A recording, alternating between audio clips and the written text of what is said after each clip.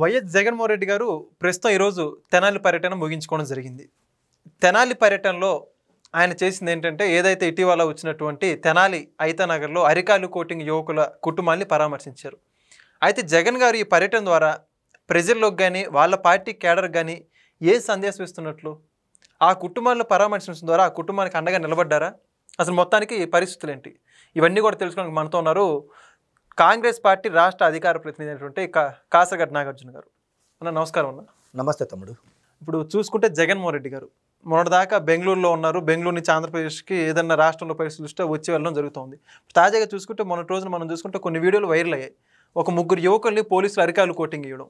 అదేంటంటే వాళ్ళందరూ కూడా రౌడీ షీటర్లుగా గతంలో వాళ్ళ మీద ఉన్నటువంటి 10 కేసులు నమోదు దృష్ట్యా కానిస్టేబుల్ మీద దాడి చేసిన నేపథ్యంలో పోలీసులు అందరికీ తెలిసి వచ్చే విధంగా అరికాలు కోటింగ్ ఇచ్చారు. అయితే దానికి వైఎస్ఆర్సీపీ పూర్తిగా మద్దతు పలుకుతూ ఈరోజు జగన్ గారు డైరెక్ట్గా అక్కడికి వెళ్ళి ఆ కుటుంబాన్ని పరామర్శించి, అంటే వాళ్ళందరికీ ఏదో ఇబ్బందులు అయినట్టు ఆ కుటుంబాన్ని పరామర్శించి వాళ్ళందరూ కూడా తోడుగా ఉంటాం, అండగా ఉంటాం అని చెప్పి చెప్పుకుంటూ వస్తున్నారు. ఆల్రెడీ వాళ్ళ మీద రౌడీ షీట్లు ఉన్నాయి, 10 సంఖ్యలో కేసులు ఉన్నాయి. అటువంటి కుటుంబాలను పరామర్శించడం ద్వారా ఏం మెసేజ్ ఇద్దాం ఉన్నట్టు? అంటే జగన్మోహన్ రెడ్డి గారు వాళ్ళ క్యాడర్కి కానీ ప్రజలకు కానీ పోలీసులకు కానీ 3 రకాల మెసేజ్లు ఇస్తున్నాడు.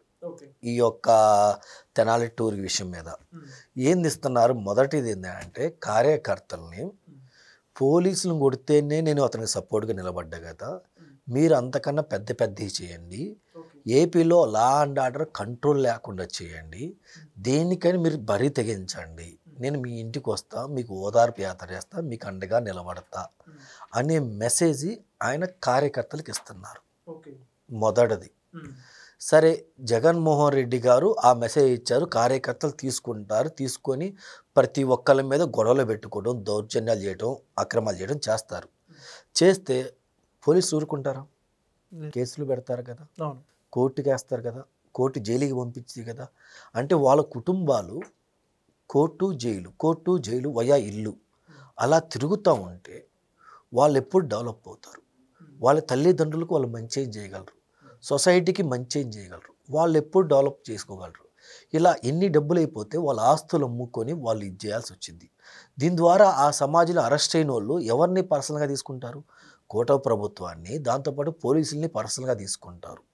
తీసుకొని వీళ్ళు నన్ను ఇంత నా జీవితాన్ని నాశనం చేశారు కదా అని చెప్పేసి దానివల్ల జగన్మోహన్ రెడ్డి సైడ్ నిలబడి జీవితాంతం ఆయనకు ఊడిగం చేస్తారు. వాళ్ళ కుటుంబం నాశనం అయిపోయింది. అలాంటి మెసేజ్ ఈరోజు కార్యకర్తలకు ఇస్తున్నారు, అలా రెచ్చగొడుతున్నారు. రెండో స్టాండ్, పోలీసుల మీద చర్యలు తీసుకోండి అని చెప్పి జగన్మోహన్ రెడ్డి గారు ప్రెస్ మీట్ పెట్టడం జరిగింది. పెడతా ఆయన ఏమంటున్నారంటే, వాళ్ళు తప్పు చేశారని అనుకుంటే, తప్పు చేస్తే మీరు కోర్టుకి కదా తీసుకెళ్లాల్సింది, కోర్టు కదా శిక్షించాల్సింది, మీకేం సంబంధం అంటున్నాడు. నిజమే, కోర్టులే శిక్షిస్తాయి, కోర్టులే జైల్లో పెడితే జడ్జి గారే డెసిషన్ తీసుకుంటారు, మనకు కాదల్లా. వీళ్ళు మొదటి తప్పు చేసినప్పుడు కోర్టే జైల్లో పెట్టిందిగా, మారారా? రెండోసారి తప్పు చేసినప్పుడు పెట్టింది కదా, మారారా? మూడోసారి తప్పు చేసినప్పుడు పెట్టిందిగా, మారారా? నీ ప్రభుత్వంలోనే నీ కార్యకర్తల, నీ అనుచరులుగా ఉన్న వీళ్ళే మీద నువ్వే ఏం చేయలేని పరిస్థితిలో 5 కేసులు పెట్టావు. ఏం చేయలేని పరిస్థితుల్లో 5 కేసులు పెట్టావు. అందులో ఒకటి ఎంత దారుణమైన కేసు అంటే తమ్ముడు, ఒక దళిత బిడ్డని చంపి ముక్కలు చేసి బాడీ కనపడకుండా చేశారు ఈ దుర్మార్గులు. మరి జైలుకి వెళ్ళారు కదా, మరి మారారా? ఇంకెన్ని రోజులు? ఈరోజు వాళ్ళ మీద యాక్షన్ తీసుకోకపోతే పోలీసులు, రేపొద్దున ఏం జరిగిద్ది? పోలీసులు కొడితే దిక్కు లేదని చెప్పి నీ బొట్టోడి పేరు నా మూటోడు, నీ చెల్లి మీద నా చెల్లి మీద మన తల్లి మీద పడతారు. జగన్మోహన్ రెడ్డి గారికి పోయేదే ఉంది? వాళ్ళ కుటుంబ సభ్యులు ఎక్కడో ఉంటారు, ప్యాలెస్లో ఉంటారు. సామాన్యులు కదా జీవితం అన్యాయం అయిపోయేది, అవునా కదా?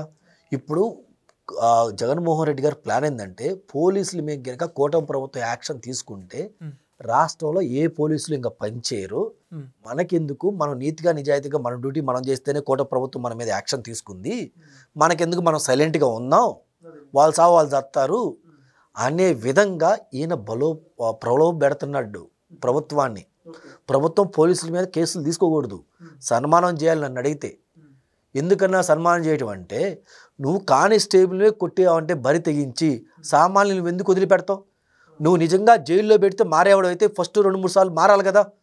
అలా మారకుండా మర్డర్ చేసావంటే నీ ప్రభుత్వం ఉన్నప్పుడే నువ్వు అలాంటి కోటింగ్ ఇచ్చుంటే ఆ చెత్త వెధవలకి ఈరోజు ఒక దళిత బిడ్డ చనిపోయేవాడు కాదు, ఒక దళిత బిడ్డని చంపి ముక్కలు చేసి బయట పడేసేవాడు కాదు కదా, వాళ్ళ కుటుంబం బాగుపడేది కదా. నీ ప్రభుత్వం ఉన్నప్పుడు మరి ఆ కుటుంబానికి, ఆ తల్లిదండ్రులకి, ఆ బిడ్డలకి, ఆ పుట్టిన చనిపోయిన ఇదైన భార్యకి నువ్వు అండగా నిలబడాలి, నువ్వు ఓదార్పు యాత్ర చేయాలి. ఏం చేసావు నువ్వు? ఏం చేసావు? అందుకని దుర్మార్గమైన పరిస్థితి. పోలీసులు ఏమైనా చేశారా? తప్పు చేసిన వాళ్ళు శిక్షించారు. చట్టాన్ని చేతులు తీసుకున్నారంటే ఒకసారి చట్టమే కాదు, న్యాయం, ధర్మం, సమాజాన్ని పట్ల ఏం చేస్తే బాగుండని అవగాహన కూడా పోలీసు క్రియేట్ చేయాలి. ఏం వాళ్ళు తెలుసుకుంటే జైల్లో పడేసి కొట్టొచ్చు కదా, ఎందుకు కొట్లా? రోడ్డు మీద ఎందుకు కొట్టారు అంటే ఇలాంటి ఒక ఉన్మాదులకు ఒక మెసేజ్ ఇచ్చారు. ఏమని? తప్పు చేస్తే తాట తీస్తాం, ప్రజల జోలికి వస్తే ఎవరిని వదిలిపెట్టమనే మెసేజ్ పోలీసులు ప్రజలకి, ఆ యొక్క ఉన్మాదులకు ఇచ్చారు, సొసైటీకి ఇచ్చారు. మనం దాన్ని ఇచ్చేయాలి, అప్రిషియేట్ చేయాల్సింది. పోయి నువ్వేం చేస్తున్నావు అంటే ప్రజలకి నువ్వేం మెసేజ్ చేస్తున్నావు జగన్మోహన్ రెడ్డి? అదొకటి. మూడో మెసేజ్ ఆయన ఇచ్చేది ఏంటంటే దళిత కార్డు తీస్తున్నాడు. అంటే కులాల వారీగా విడగొట్టి చేసే రాజకీయం మళ్ళీ జగన్మోహన్ రెడ్డి మొదలుపెట్టాడు. ఏమయ్యా, కోడికత్తి కేసులో నిన్ను ముఖ్యమంత్రి చేయాలని కోడికత్తి సీన్ జైలుకి వెళ్ళాడు కదా, 5 సంవత్సరాలు జైల్లో ఉన్నావు కదా. నువ్వు ఒక్కసారి ఎన్ఐఏకి వెళ్ళి ఏం జరిగిందో చెక్ చేసి ఒక్కసారి నువ్వు ఇతను తప్పు చేశాడు లేదా ఒక్క స్టేట్మెంట్ ఇవ్వచ్చుగా. అతను రిలీజ్ అయ్యాడు కదా, నువ్వు దళితులే కదా, నీకోసమే కష్టపడి నేను ముఖ్యమంత్రి చేయడం కోసం చేసింది, అవునా కదా. మరి నువ్వు ఎందుకు వెళ్ళా? ఇప్పటికి నువ్వు పులివెందులు ఎమ్మెల్యే కదా, ఇప్పటికి కూడా నువ్వు ఎన్ఐఏ కోర్టుకి వెళ్తలే కదా. ఇన్వెస్టిగేషన్ మళ్ళీ చేయండి అని పాడిందే పాటరా పల్ల దాసురా అని చెప్పి తిప్పిందా. అక్కడ నీకు దళితులు కనపడలేదా? నీ ఎమ్మెల్సీ ఒక దళిత బిడ్డను చంపి డోర్ డెలివరీ చేస్తే నువ్వు పక్కన పెట్టుకొని ఇంకా ఇప్పటికీ తిప్పుతున్నావు అంటే అప్పుడు నీకు దళితుల మీద ప్రేమ గుర్తు రాలేదా? ఈ షో కాల్ దళిత సంఘాలు ఇప్పుడు ఎందుకు రోడ్డు మీదకి వస్తున్నాయి? అప్పుడు ఎందుకు రాలా? అమరావతిలో జేఏసీ తరఫున దళితులు ఎంతమంది పోరాటం చేస్తే ఆ దళిత మహిళని నువ్వు చెప్పులతో తిట్టి ఇచ్చావు. రైతుల్ని అరెస్ట్ చేసి సైకిల్ వేసి తీసుకెళ్ళిన చరిత్ర నీది. ఈరోజు నువ్వు రూల్స్ గురించి, రెస్పాన్సిబిలిటీ గురించి, వాళ్ళ పోలీసు ఎలా ఉండాలి, సిచ్యువేషన్ ఎలా నువ్వు చెప్తున్నావా? సొంత ఎంపీని జైల్లో పెట్టి కొట్టించావు కదా, మరి నువ్వు లా అండ్ ఆర్డర్ ఫాలో అయ్యావా? అంతకన్నా పెద్ద తప్పేం కాదు కదా వీళ్ళు చేసింది. వీళ్ళు ప్రజల కోసం చేశారు, నువ్వు నీ కోసం చేశావు.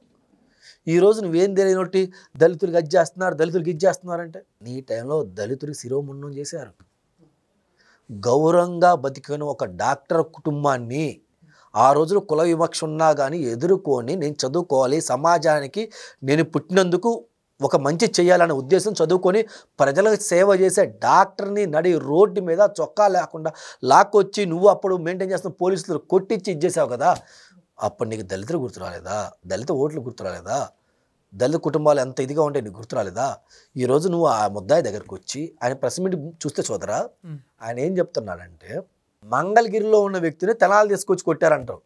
మరి మంగళగిరిలో ఉన్న వ్యక్తి తెనాలి తీసుకొచ్చి కొట్టారంటే నువ్వు పోయి మంగళగిరిలో ప్రెస్ మీట్ పెట్టు, తెనాలి ఎందుకు ప్రెస్ మీట్ పెడుతున్నావు? నీ లాజిక్లే కదా, నువ్వు ఆడ పెట్టు. ఇంకోటి ఏం చెప్తున్నారు, వీళ్ళ మీద కేసులు ఉండేయో లేవో నాకైతే తెలియదంట. మరి తెలియక సంకనాకని వచ్చావు నువ్వు ప్రెస్ మీట్కి ఎందుకు వచ్చావు? సపోర్ట్కి ఎందుకు వచ్చావు? నువ్వు 4 వ్యక్తులను సపోర్ట్ చేస్తావు అంటే వాళ్ళ క్యారెక్టర్ ఏంది, వాళ్ళ కెపాసిటీ ఏంది, వాళ్ళ గతంలో ఏం చేశారు ఏంటి విధి విధానం మొత్తం చూసుకొని నువ్వు రావాలి కదా. నువ్వు ప్రెస్ మీట్లో ఏం చెప్తున్నావు? తప్పు చేశారో లేదో నాకైతే తెలియదు, వాళ్ళ మీద కేసులోనే నాకైతే తెలియదు అని చెప్పి మొదలుపెట్టాడు. అంటే అంత దుర్మార్గుడు. అంటే ప్రజలు కూడా ఇలాంటి చేస్తేనే జగన్మోహన్ రెడ్డి మనస్తత్వం ఎలాంటిది, సిటిజన్కి జగన్మోహన్ రెడ్డి గారు ఇచ్చే మెసేజ్ ఏంటి, ప్రజల పట్ల ఆయన ఎంత ప్రేమ ఉందో జనాలకు కూడా తెలిసింది సోదరా. ఈరోజు జనాలు ఓస్తున్నారు. నువ్వు కదా కానిస్టేబుల్ ఫ్యామిలీని పరామర్శించడానికి వెళ్ళాల్సింది, నువ్వు కదా ఒక దళిత బిడ్డని చంపి ముక్కలు చేస్తే ఆ కుటుంబానికి ఇంతవరకు దిక్కుదేవాలని లేకపోతే వాళ్ళనే కదా నువ్వు పరామర్శించడానికి వెళ్ళాల్సింది. మరి వాళ్ళ కోసం నువ్వు పరామర్శించడానికి ఎందుకు వెళ్ళలా? కొట్టినోళ్ళు, తిన్నోళ్ళు, తన్నినోళ్ళని నువ్వు పరామర్శించడానికి వెళ్తున్నావా? కేసులు ఉన్నోళ్ళు పరామర్శించడానికి వెళ్తున్నావా? ఒరే వాళ్ళ మీద చైలు దొంగతనం కేసు ఉంది, గంజాయి సప్లై చేసిన కేసు ఉంది, మర్డర్ చేసిన కేసులు ఉన్నాయి.